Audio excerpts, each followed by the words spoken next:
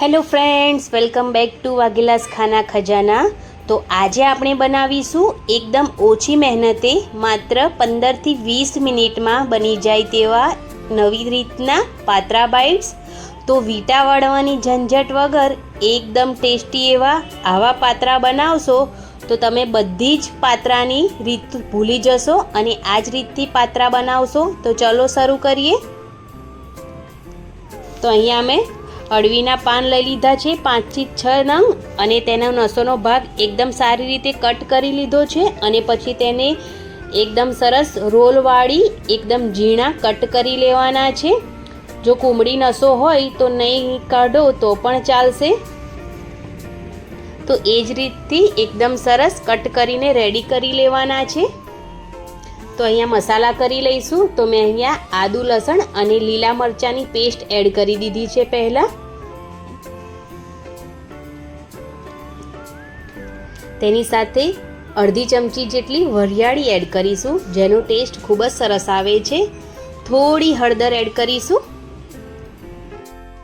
થોડું લાલ મરચું powder add કરીશું. સ્વાદ પ્રમાણે મીઠું એડ કરી દઈશું. ચપટી હિંગ એડ કરીશું. થોડો ગરમ મસાલા પાવડર એડ કરીશું એકદમ થોડો અને થોડું ધાણા જીરું પાવડર પણ એડ કરીશું. ગોળ એડ કરીશું એકદમ ઝીણો સમારીને. અહીંયા ગળપણ અને ખટાશનું બેલેન્સ ખૂબ જ જરૂરી છે એટલા માટે તો મેં અહીંયા ગોળ એડ કરી દીધો છે એકદમ ઝીણો સમારીને. અને હવે મેં અહીંયા ચોખાનો લોટ એડ કર્યો છે 4 થી 5 ચમચી જેટલો. ચોખાનો લોટ નાખવાથી પાત્રા એકદમ ક્રિસ્પી બનીને રેડી થાય છે એટલે ચોખાનો લોટ જરૂરથી એડ કરવાનો છે. તો હવે બધા જ મસાલાને અળવીના પાન સાથે એકદમ સારી રીતે મિક્સ કરી લઈશું અને ત્યારબાદ ચોખાનો લોટ તો એડ કર્યો જ છે પણ એકદમ ઝીણો બેસન પણ એડ કરીશું 1 વાટકી ભરીને. મેં અહીંયા આંબલી પલાળીને રાખી હતી થોડી ગરમ પાણીમાં તો તેને પણ એડ કરી દઈશું. જો તમારે આંબલી ના નાખવી હોય તો તેની જગ્યા પર તમે લીંબુનો રસ પણ એડ કરી શકો છો. હવે થોડું પાણી એડ કરીશું અને બધી જ વસ્તુને એકદમ સારી રીતે મિક્સ કરી લઈશું. અહીંયા જે આ બેટર છે થોડું ઢીલું જ રાખવાનું છે.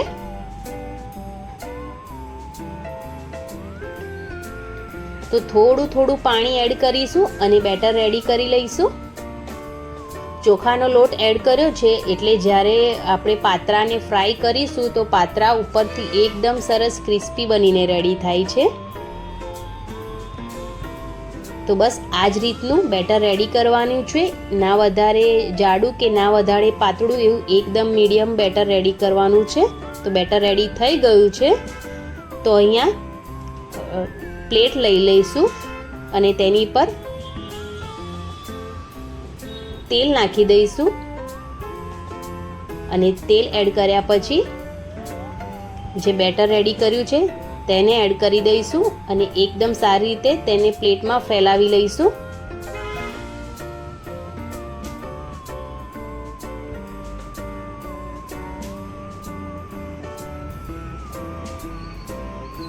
એકદમ સારી રીતે આખી પ્લેટમાં બેટરને ફેલાવી દેવાનું છે.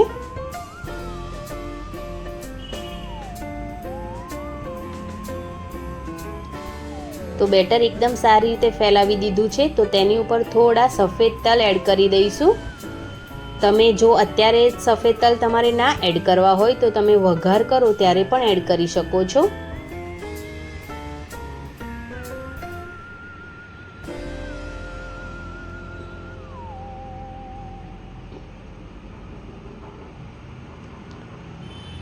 તો હવે સ્ટીમર મેં પહેલાંથી જ પાણી ગરમ કરવા માટે મૂકી દીધું હતું. તો પ્લેટ હવે સ્ટીમરમાં એડ કરી દઈશું અને ઢાંકણ ઢાંકીને 12 થી 15 મિનિટ જેવું હાઈ ફ્લેમ પર તેને સ્ટીમ થવા દઈશું.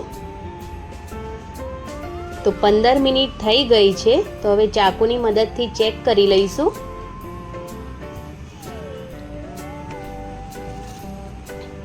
તો ચાકુ એકદમ ક્લિયર છે એટલે આ જે બેટર છે એકદમ સારી રીતે સ્ટીમ થઈ ગયું છે, તો તેને બહાર કાઢી લઈશું અને ઠંડુ થવા દઈશું. બેટર ઠંડુ થઈ જાય પછી તેની પર આપણે કટ લગાવી લઈશું. એકદમ નાના નાના પીસ કરવાના છે, વધારે પડતા મોટા પીસ નથી કરવાના, એટલે એ જ રીતના કટ કરવાના છે. ઠંડુ થવા દીધા પછી બેટરને પછી આપણે કટ કરીશું તો આરામથી કટ થઈ જશે. તો મેં અહીંયા કટ કરી લીધા છે પાતરા બાઇટ્સને.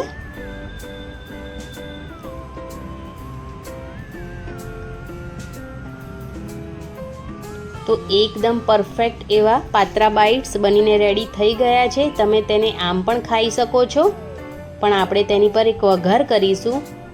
તો પરફેક્ટ પાતરા બાઇટ્સ બનીને રેડી થઈ ગયા છે. તો ચાલો હવે વઘાર કરી લઈએ.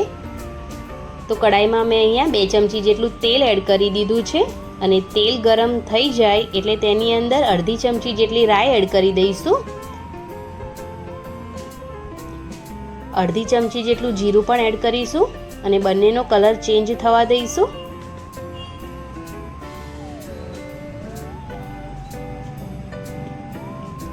થોડા તલ પણ એડ કરીશું અને થોડા મીઠા લીમડાના પાન પણ એડ કરીશું, જેનો ટેસ્ટ ખૂબ જ સરસ આવે છે આ પાતરા બાઇટ્સમાં. તો એકદમ સારી રીતે તેલ સાથે મિક્સ કરી લઈશું. તમે હિંગ પણ થોડી એડ કરી શકો છો.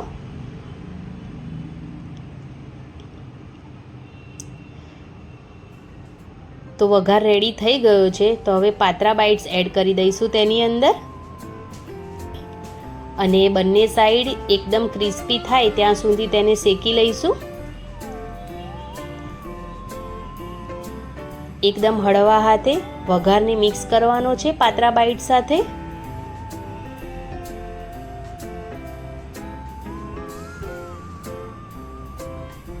બે થી 4 મિનિટ જેવું બંને સાઈડથી એકદમ સારી રીતે ક્રિસ્પી કરી લેવાના છે આ પાતરા બાઇટ્સને, જેથી ખાવામાં ખૂબ જ મજા આવે. ખૂબ જ આસાન રેસીપી છે, ના વધારે ઝંઝટ વગર એકદમ આરામથી આ પાતરા બાઇટ્સ બનીને રેડી થાય છે. મેં અહીંયા થોડો પેરી પેરી મસાલો એડ કર્યો છે, જેનો ટેસ્ટ આ પાતરા બાઇટ્સમાં ખૂબ જ સરસ આવે છે. જો તમને ખટાશ થોડી પણ વધારે જરૂર હોય તો તમે લીંબુનો રસ પણ અત્યારે એડ કરી શકો છો અને થોડા ધાણા પણ એડ કરી શકો છો ગાર્નિશિંગ માટે. મેં અહીંયા નથી કર્યા. તો હવે રેડી છે પાતરા બાઇટ્સ. તો ચાલો તેને સર્વ કરી લઈએ.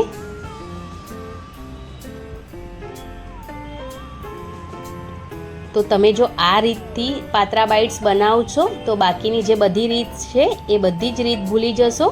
તો તમને જો મારી આજની આ નવી રેસીપી પસંદ આવી હોય તો પ્લીઝ મારી ચેનલને જરૂરથી સબસ્ક્રાઈબ કરી લેજો અને વિડીયોને લાઈક કરવાનું બિલકુલ ના ભૂલતા અને આ વિડીયોને વધુમાં વધુ શેર કરજો અને તમે જરૂરથી આ રેસીપી ટ્રાય કરી કોમેન્ટ બોક્સમાં જણાવજો. Thank you. બાય.